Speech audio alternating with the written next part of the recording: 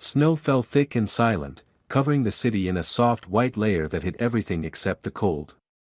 The street outside the restaurant glowed with warm yellow light spilling from tall windows, the kind of light that promised comfort, laughter, and full plates. Just beyond that glow, near the brick wall and half buried in slush, a man sat on a flattened piece of cardboard. His dark blue jacket was zipped all the way up, his shoulders slumped forward, his head resting against the wall.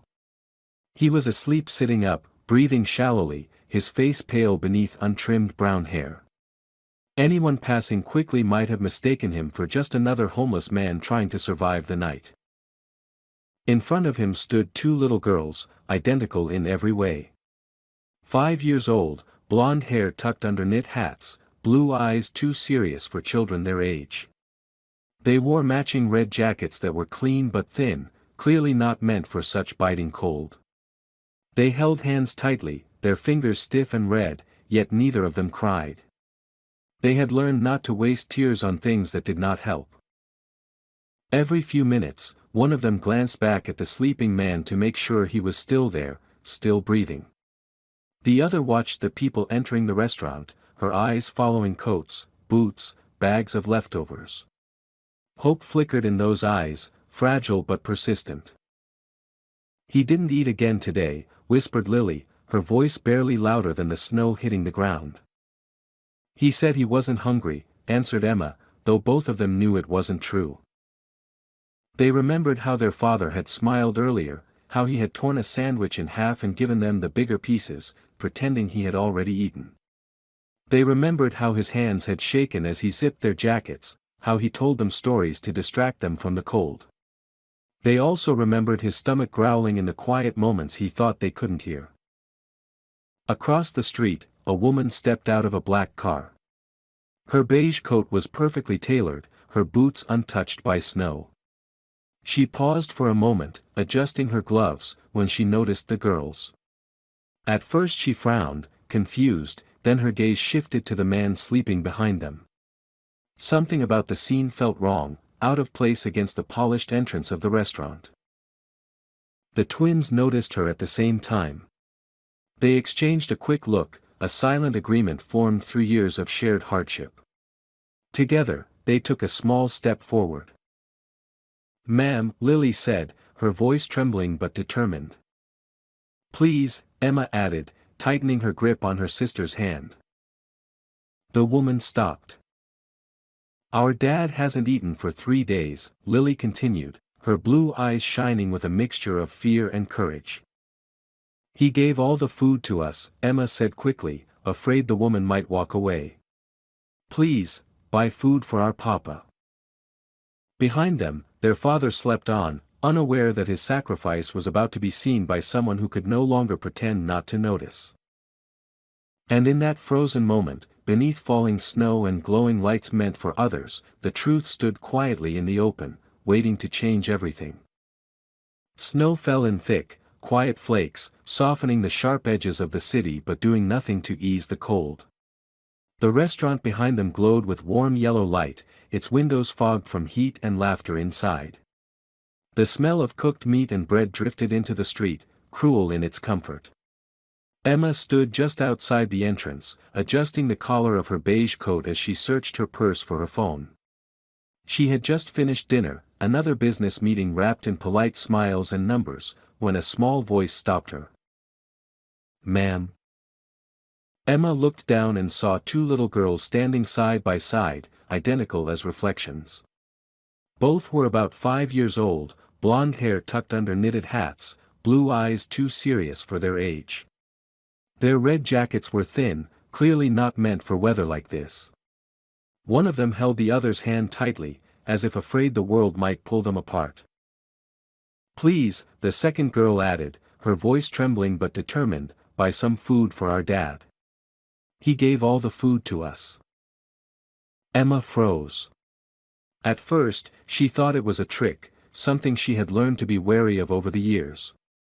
But then she saw their faces more clearly. There was no rehearsed plea, no practiced sadness. Only worry. Real, heavy worry that children should never have to carry. "Where is your father?" Emma asked gently, lowering herself slightly so she wouldn't tower over them. The girls turned together and pointed a few steps away, toward the side wall of the restaurant where the light barely reached. Emma followed their gaze and felt something twist sharply in her chest. A man sat on a piece of flattened cardboard, his back against the brick wall, his head slumped forward. He wore a dark blue jacket, worn and thin, and his brown hair was dusted with snow. He was asleep, but not peacefully. His body was curled inward, as if trying to take up as little space as possible. "He hasn't eaten for 3 days," one of the girls said quietly, as if afraid of waking him. "He says he's not hungry. But we know he is." Emma's throat tightened. She had heard many stories in her life, but seeing this, standing in the cold while warmth and abundance sat just behind glass, felt different. Unavoidable. She took off her gloves and knelt fully in the snow, ignoring the sting of cold soaking into her knees. "What are your names?" she asked. "I'm Lily," said the first girl. "And I'm Lucy," the second added. Emma nodded slowly. "I'm Emma," she said. "And you did the right thing asking for help." The girls exchanged a quick look, relief flickering across their faces for just a moment. Emma stood and glanced back at the restaurant doors, then at the sleeping man again. She had planned to go home, to end the night wrapped in comfort and silence. Instead, she found herself stepping back inside, the bell over the door ringing sharply behind her.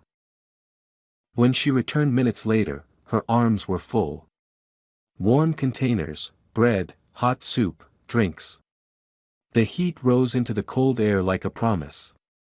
Lily and Lucy watched her with wide eyes as she approached. Emma knelt again and set the bags down carefully. "Let's wake your dad," she said softly. Lucy shook her head quickly. "Please don't scare him. He gets worried." Emma nodded. She stepped closer to the man and spoke gently, her voice calm and respectful. "Sir," she said, "your daughters are very brave. And very worried about you." The man stirred, blinking slowly as he lifted his head. Confusion crossed his face, followed by alarm when he saw Emma, then immediate panic when he saw the girls standing there. "I'm sorry," he said quickly, his voice rough from cold and sleep. "They shouldn't bother anyone. I told them." "They didn't bother me," Emma interrupted gently. "They asked for help. There's a difference." The man looked at his daughters, guilt flooding his blue eyes. "I told you I wasn't hungry," he said softly. Lily stepped forward, her small fists clenched. "You're lying," she said, tears welling up. "You gave us everything." Silence fell between them, broken only by the soft sound of falling snow. Emma watched the man's shoulders sag, the fight draining out of him as the truth settled in the open. In that moment, standing between warmth and cold, wealth and hunger, Emma understood something she had never truly grasped before. This wasn't about charity. This was about survival. The twins stood very close to each other, their small shoulders touching as if they were afraid the world might pull them apart if they didn't hold their ground. Snow clung to the hems of their red jackets, melting into dark patches, while their boots were soaked through. They watched the woman carefully as she crouched in front of them, her beige coat brushing the icy sidewalk. Neither girl cried. That, more than anything, unsettled her. Children who cried could be comforted. These two were far too serious. "Our dad is just tired," the girl on the left said softly. Her voice was steady, practiced, as if she had explained this many times before. "He didn't eat so we could." The other nodded quickly, her blonde hair sticking to her cheeks from the cold. "He said he wasn't hungry," she added, glancing back at the man slumped against the brick wall. "But he always says that when there's only enough for us." The woman followed their gaze. The man hadn't moved. His head was tilted forward, chin resting against his chest, his arms folded loosely as if even that position cost him effort. Snow had begun to settle on his dark blue jacket and in his hair. He looked thinner up close than she had realized at first glance, his face drawn and pale, his breathing shallow but steady. For a terrifying moment, she wondered if he was even conscious. "When did he last eat?" she asked quietly, keeping her voice calm so as not to frighten them. The girls exchanged a look, a silent conversation passing between them. 3 days, one of them answered. "Maybe more. We stopped counting." Something twisted painfully in the woman's chest. She had walked past people like him countless times, had learned to look away, to assume there were reasons, choices, failures she didn't need to understand. But she had never been stopped like this, never been asked so directly by children whose only crime was loving their father too much to let him starve alone. She stood and took a few careful steps toward the man, kneeling beside him. "Sir," she said gently, touching his arm through the thick fabric of his jacket. His eyes fluttered open slowly, unfocused at first, then sharpening with alarm when he saw a stranger so close. He straightened instinctively, as if bracing for judgment or rejection. "I'm sorry," he said hoarsely, his voice barely audible. "We're not bothering anyone. The girls they worry." "They came to me," the woman replied. "They asked for food. For you." His gaze snapped toward the twins, panic flashing across his face. "You shouldn't have," he said, struggling to his feet before swaying slightly. "I told you, I'm fine." The girls rushed to his sides, each taking one of his hands, grounding him in place. "You're not fine," one of them said quietly. "You're cold." The other looked up at the woman, her eyes wide and pleading. "Please," she whispered again. "Just food." The man closed his eyes for a moment, shame washing over his face. When he opened them, there was defeat there, but also fierce love. "I'm their father," he said, as if that explained everything. "It's my job to make sure they eat. Even if I don't." The woman swallowed hard. She had heard many justifications in her life, many speeches about responsibility and sacrifice. None of them had ever sounded like this. "Come inside," she said suddenly, gesturing toward the restaurant behind her. "All of you." He shook his head immediately. "We can't," he said. "We don't belong in places like that." She met his eyes, unflinching. "You belong wherever your children don't have to beg in the snow," she replied. For a long second, he hesitated, torn between pride and exhaustion. Then one of the girls tugged gently at his sleeve. "Please, Daddy," she said. That was all it took. His shoulders sagged, and he nodded once, slowly. As they moved toward the warm light spilling from the restaurant windows, the woman felt a quiet certainty settle over her. This was no longer about buying a meal. Whatever story had led them here was heavier than hunger alone, and she had a feeling she was only just beginning to understand it. The cold grew sharper as the afternoon slipped toward evening, and the falling snow began to settle thicker along the sidewalk. The twins stood close together now, their small red jackets dusted white at the shoulders. They stamped their feet softly, not to complain, but to keep warm, glancing every few seconds at the man sleeping behind them. Their father sat slumped against the brick wall beside the restaurant, his head bowed forward, his arms wrapped loosely around himself. The dark blue jacket he wore was too thin for the weather, and the piece of cardboard beneath him did little to protect him from the frozen ground. He had not moved in a long time. The blonde woman slowed her steps as she approached, her beige coat wrapped tightly around her. She had intended to walk past, like so many others had, but something about the girl's stillness stopped her. They were not running or laughing or begging loudly. They were waiting. When one of them looked up and met her eyes, there was no expectation there, only a quiet, careful hope. "Ma'am," the girl said softly, tugging on her sister's sleeve as if to gather courage, "please, could you buy food for our dad?" The woman hesitated, taken aback by the directness of the request. Her gaze moved from the girls to the man on the ground. He looked exhausted in a way that went deeper than sleep, his face pale, his features sharp with hunger and cold. "Why doesn't he buy food himself?" she asked gently, though her tone carried an instinctive distance, the kind that protected people from getting too close. The second girl shook her head quickly. "He gave us everything," she said. "He hasn't eaten in 3 days." The words landed heavier than the snow. The woman's breath caught slightly, and she crouched down in front of them, her expensive boots sinking into the slush. 3 days, she repeated quietly. The first girl nodded. "He says dads are supposed to eat last," she added, her voice barely louder than the wind. "But we told him he should eat too. He just smiled." The woman looked back at the man again, really looked this time. His hands were rough and cracked, his hair unkempt but clean in places where the snow had melted against it. This was not someone who had given up. This was someone who had run out of options. A familiar tightness formed in her chest, one she had learned to ignore over the years. She straightened slowly, pulling her phone from her coat pocket, then stopped herself and slid it back in. "Wait here," she said instead, her voice firm but kind. "Don't move." She stepped into the warm light of the restaurant, the contrast almost painful.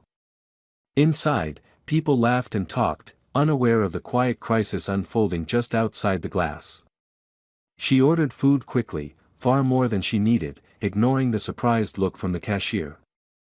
When she returned, carrying heavy bags that steamed in the cold air, the girl's eyes widened. They did not rush her. They simply watched, as if afraid this kindness might disappear if they moved too fast. The woman knelt again and held out the bags. "This is for all of you," she said. "And some hot tea." One of the girls reached for the bag, then hesitated. "For him first," she said, nodding toward their father. The woman swallowed hard. Together, they stepped closer to the man.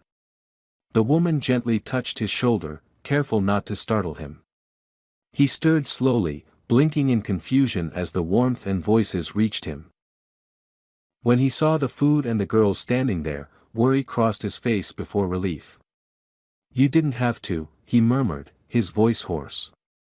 One of the girls shook her head fiercely. "She helped," she said. The woman met his eyes, and for the first time, he saw not judgment or pity, but something closer to recognition.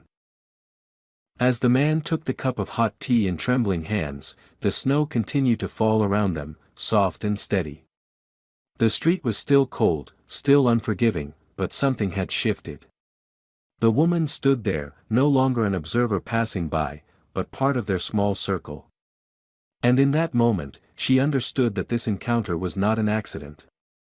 It was the beginning of something she could no longer walk away from. The night grew colder as the snow thickened, coating the sidewalk in a dull white layer that muted the city sounds. The restaurant behind them glowed warmly through its large windows, laughter and clinking glasses spilling into the street in sharp contrast to the quiet suffering just outside. The twins sat close together, their identical red jackets dusted with snow, their small hands wrapped around cups of hot tea the police officer had bought them. They drank slowly, savoring the warmth, but their eyes kept drifting back to their father. Daniel still hadn't woken up. He remained slumped against the brick wall, his head tilted forward, his breathing shallow but steady. The dark blue jacket hung loosely on his thin frame, as if it belonged to someone else. The officer crouched beside him, checking his pulse again, her face tight with concern. "He's exhausted," she murmured to the woman standing nearby. "And malnourished. 3 days without food can do serious damage." The wealthy blonde woman, Claire, stood a few steps away, her beige coat buttoned tightly, her gloved hands clasped together. She had not moved since the twins spoke. Their words replayed over and over in her mind, cutting deeper each time. "He gave all the food to us." The simplicity of it was what hurt the most. There was no drama in the way they said it, no attempt to gain sympathy. Just a fact. Just the truth. Claire knelt down in front of the girls, lowering herself to their level despite the cold seeping into her knees. "What's your dad's name?" she asked gently. One of the girls answered, her voice barely above a whisper. "Daniel." The other added quickly, as if afraid of forgetting something important, "He used to work a lot. He says he'll work again." Claire nodded slowly, her throat tightening. She realized she hadn't asked his name before. She had only seen him as part of the scenery, something sad you notice and then walk past. The officer straightened and looked at Claire carefully. "I'm going to call an ambulance," she said. "He needs to be checked." The girls too. Panic flickered across the twins' faces. One of them shook her head fiercely. "Don't take him away," she said. "He just sleeps. He always wakes up." Claire felt something break inside her. She stepped closer, her voice steady but urgent. "They'll help him," she said softly. "I promise. You won't be separated." When the ambulance arrived, its lights painted the snow red and blue, drawing curious glances from restaurant guests inside. Paramedics lifted Daniel carefully, speaking to him, trying to wake him. He stirred slightly, his brow furrowing as if the effort alone cost him too much. One of the girls reached out instinctively, her small hand brushing his sleeve. "Papa," she whispered. Claire turned away for a moment, pressing her hand to her mouth as the weight of it all finally hit her. As the paramedics worked, Claire made a decision that felt sudden and inevitable at the same time. She approached the officer again. "I don't want them going back to the street," she said quietly. "Not tonight. Not ever, if it can be helped." The officer studied her face, searching for anything false, then nodded. "We'll need to involve social services," she said carefully. "But safe shelter matters right now." Claire didn't hesitate. "I can provide that," she replied. The twins watched her cautiously as she returned to them. "Your dad is going to the hospital," Claire said gently, crouching again so they could see her eyes clearly. "And you're coming with me for the night. Somewhere warm. Somewhere safe. And tomorrow, we'll see him together." The girls exchanged a glance, then nodded slowly. One of them reached out and took Claire's gloved hand, tentative but trusting. As the ambulance doors closed and drove away, Claire stood in the falling snow with two small girls holding her hands, the warmth of the restaurant still glowing behind them. For the first time in years, she didn't feel powerful or in control. She felt responsible. And she knew, with startling clarity, that this night was not a coincidence. It was the beginning of something that would change all of their lives. The police station was warmer than the street, but the tension inside made it feel just as cold. The fluorescent lights hummed softly overhead, casting a pale glow over the small waiting area where Mark sat slumped forward, his elbows resting on his knees. He looked exhausted beyond words, his dark blue jacket hanging loosely on his broad shoulders, his face pale and unshaven. He had barely spoken since they arrived, answering questions quietly, apologizing more than explaining, as if the situation itself were his fault. Lily and Emma sat side by side on a bench nearby, their identical red jackets zipped all the way up even though the heat was on. Their small legs swung slightly, but their eyes never left their father. Every few seconds one of them leaned forward, as if checking whether he was still there, still breathing, still theirs. They hadn't let go of each other's hands since the moment the police officer gently guided them inside. The female officer, Officer Ramirez, watched the scene carefully from across the room. She had heard many stories in her years on the force, but something about this one sat heavily in her chest. Two 5-year-old girls who could clearly explain hunger, sacrifice, and love were not something she encountered every day. She crouched down in front of them again, her voice softer now, no longer procedural. "You said your dad didn't eat," she repeated gently. "For 3 days. Emma nodded first, her lip trembling. He said he wasn't hungry, she whispered. Lily shook her head immediately. But that's not true. His stomach was loud at night. She hesitated, then added, he gave us his food. All of it. Officer Ramirez closed her eyes for a brief moment, steadying herself. When she opened them again, she looked at Mark differently. Not as a case. Not as a concern. But as a man who had reached the edge and refused to let his children fall with him. Claire stood near the doorway, silent until now. The warmth of the station had melted the snow from her coat, leaving dark spots along the hem of her beige wool coat. She had followed them without fully understanding why, driven by something deeper than charity or curiosity. She had seen the girls' faces, heard their voices, and something inside her had refused to walk away. Now, standing there, she felt the weight of every assumption she had ever made about people like Mark. Officer Ramirez finally stood and approached Claire. They're not neglected, she said quietly, as if stating a fact that mattered. They're loved. That much is obvious. Claire nodded slowly, her throat tight. He was sleeping on cardboard outside a restaurant, she replied. And they were worried about him, not themselves. Across the room, Mark shifted, lifting his head slightly as if he sensed the attention. His eyes met Claire's for a brief moment, and he quickly looked away, shame flooding his expression. He hated being seen like this, hated that his daughters had been the ones to speak for him. Lily noticed immediately and slipped off the bench, walking over to him without hesitation. She pressed herself against his side, wrapping her small arms around his arm. It's okay, Daddy, she said quietly. We told them because they needed to know. Mark swallowed hard, his jaw tightening as he rested his hand gently on her head.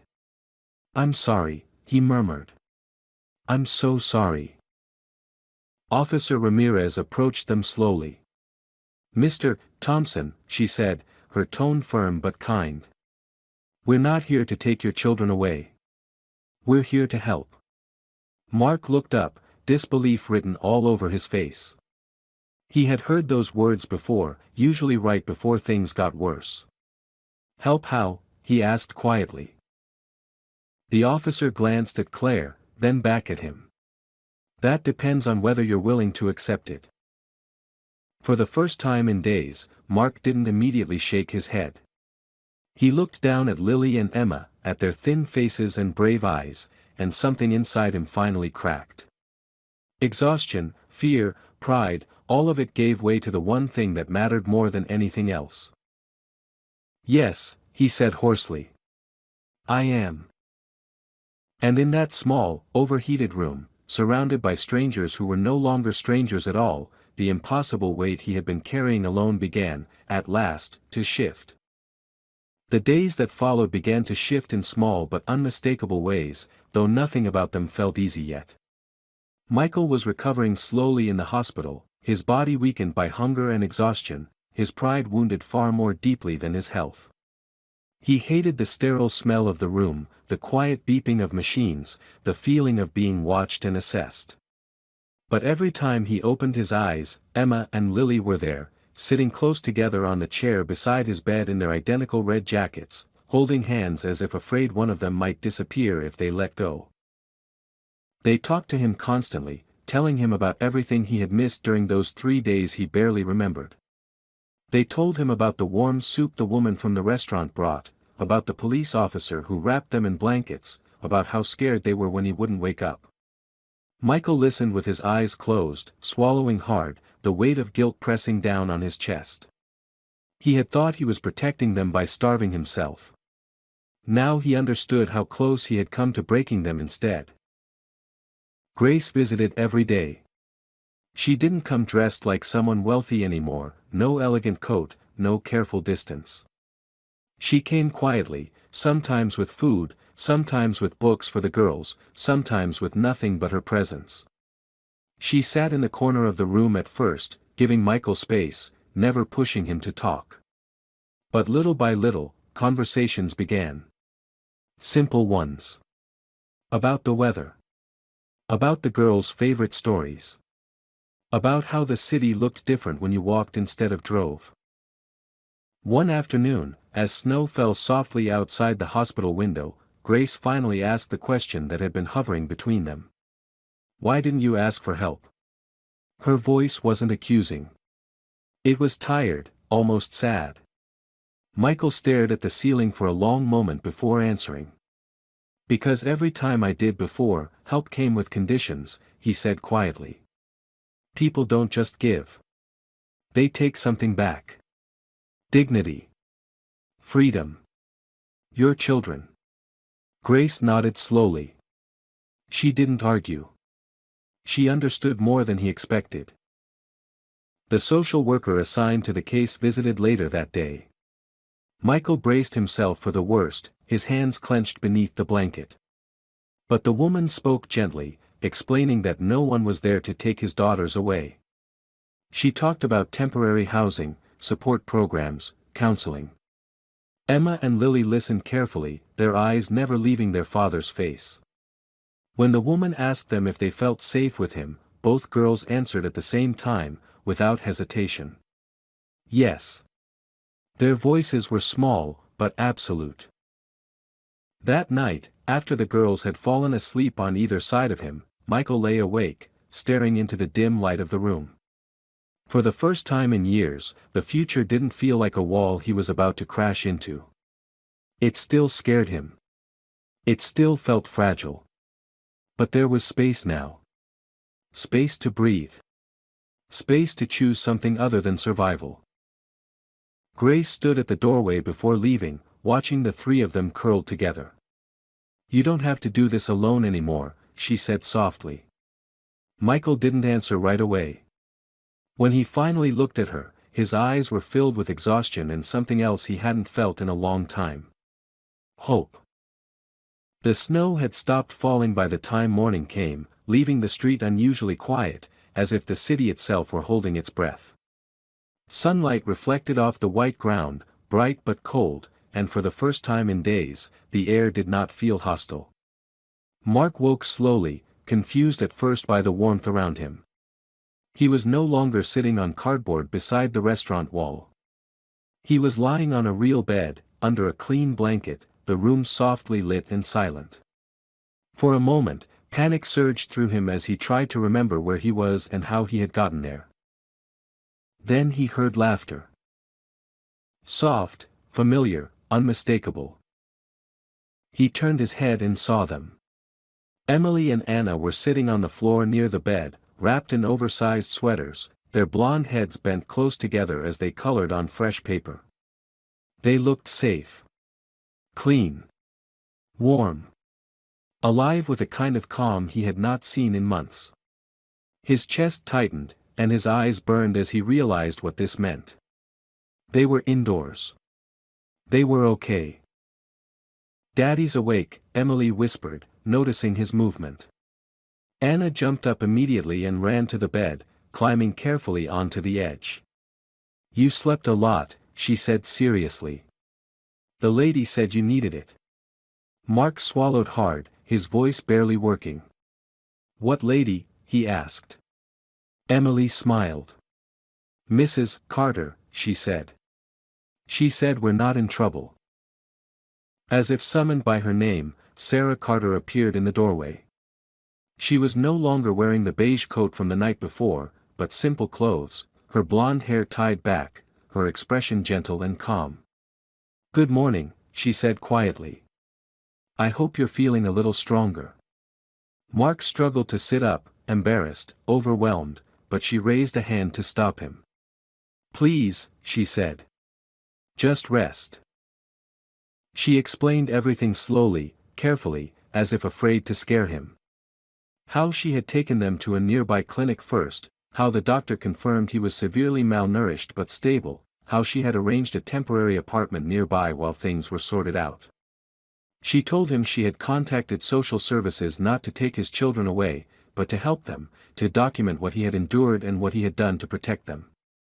"They know you refused to eat so your daughters could," she said. "They know everything." Mark's hands shook. "Are you here to take them from me?" he asked hoarsely. Sarah shook her head firmly. "No," she said. "I'm here to make sure no one ever does." Tears slid down his face before he could stop them. He turned his head away, ashamed of breaking in front of his children, but Emily climbed onto the bed beside him and hugged his arm tightly. "We told the truth," she said. "Like you taught us."